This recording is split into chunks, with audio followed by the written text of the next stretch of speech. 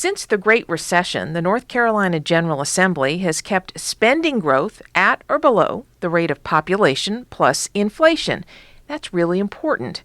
And by doing so, state legislators, led by the Republican majorities in both chambers, protected North Carolinians' purchases and paychecks from tax hikes.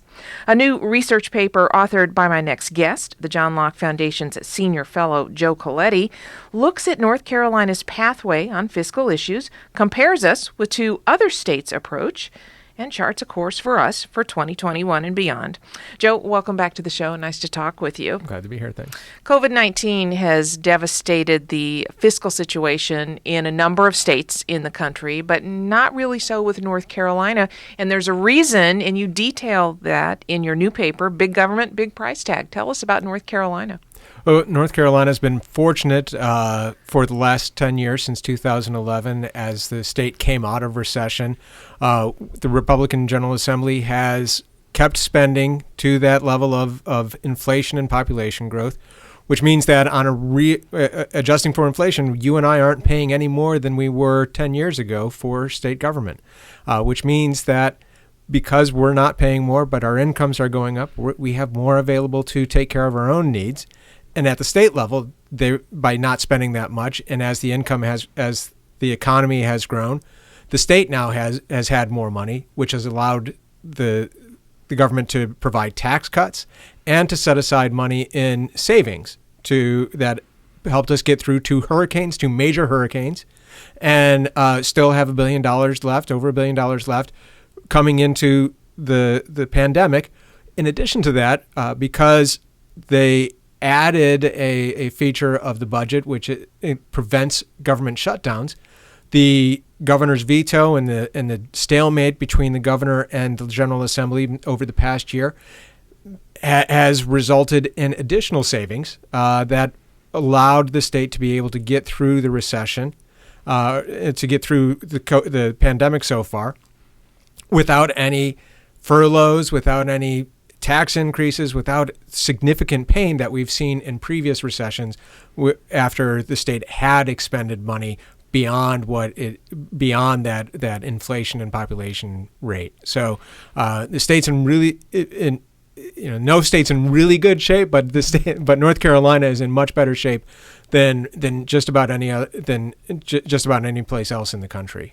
Joe, in your paper, you really emphasize that it is so important for policymakers in every state, but particularly here in North Carolina, because we've seen it, for them to focus on reining in that spending growth, that some other states have really focused on tax rates and cutting taxes first, but that spending component is so critical. Now, here in North Carolina, we actually did both. We reined in spending growth, and we also made sure that North Carolinians kept more of what they earned. So we're in a very unique position of essentially coming up with the right recipe.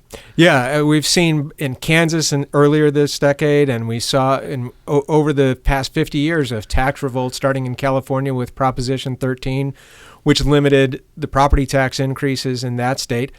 When you focus on when legislators and others focus first on taxes without addressing the spending question, then the spending continues, and eventually the taxes have to go back up. And at the federal level, we see that it just results in debts and deficit. But North Carolina, by focusing first on that spending question, the taxes are able to follow spending down instead of trying to force the conversation, which is really hard to make happen right. So that's the California situation, and we all remember that, or at least some of us of a certain age remember that. The state of Colorado is an interesting case as well. What can we learn from how Colorado approached this? Right. Colorado tried a similar tactic as California, first focusing on local property taxes and how do you keep those low for residents. But in 1992, after a number of tries, the state voters in Colorado approved the Taxpayers' Bill of Rights, which limited spending and revenue growth to the rate of population and inflation, and allowed voters to have a say in any future tax increases and ability to spend above that level. And as a result, Colorado has had lower spending, has had lower taxes, and continues to grow at a faster rate than North Carolina in population and in economy. So, Joe, looking forward, how do we ensure that North Carolina keeps to this successful recipe, as I put it, of reining in the spending growth, making sure people who are out there working, earning a living, that they keep as much as they can, just paying taxes to provide core services that we all help fund as North Carolinians? How do we stick to that track when you've got some folks who are saying, no, we need to be spending more money, people aren't paying their fair share in taxes, and so that all looms out there? What do we do? Well, the what's allowed us to keep it so far is by voting for the people who have had that initiative and had that desire to keep spending low.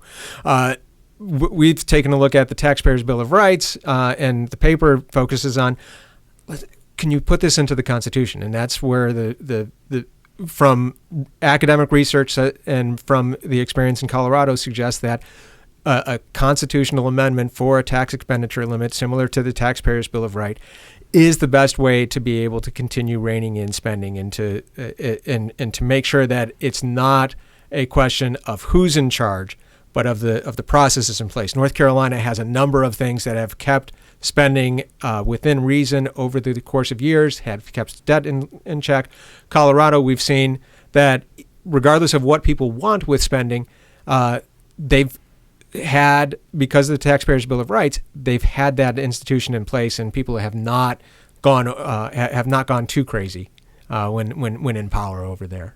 So instead of just kind of voting for certain people and rolling the dice as to who becomes in charge of the General Assembly or who is elected governor, and then they can change the laws, they can raise spending, etc., if they've got the votes, rather than kind of banking on that, go ahead and put it into the state constitution, so it doesn't matter who's in charge. Right, and in Colorado, people are still the key provisions of that, of the voting on tax increases and the low spending have remained popular.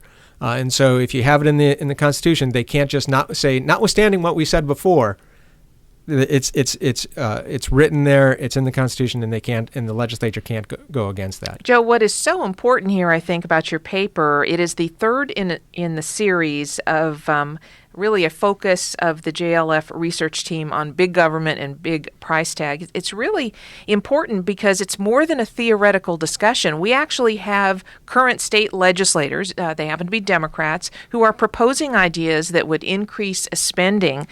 Some of it relates to expanding Medicaid in North Carolina. There's also legislators who want to repeal our state's ban on collective bargaining for public sector unions.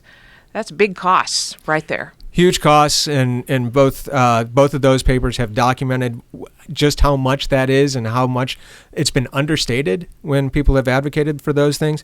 And so that's where the Taxpayer Bill of Rights and tax expenditure limit becomes extremely valuable, is that those choices become, and where our paper comes in is that we put a price tag on what those on what those would mean, and what that means for taxes.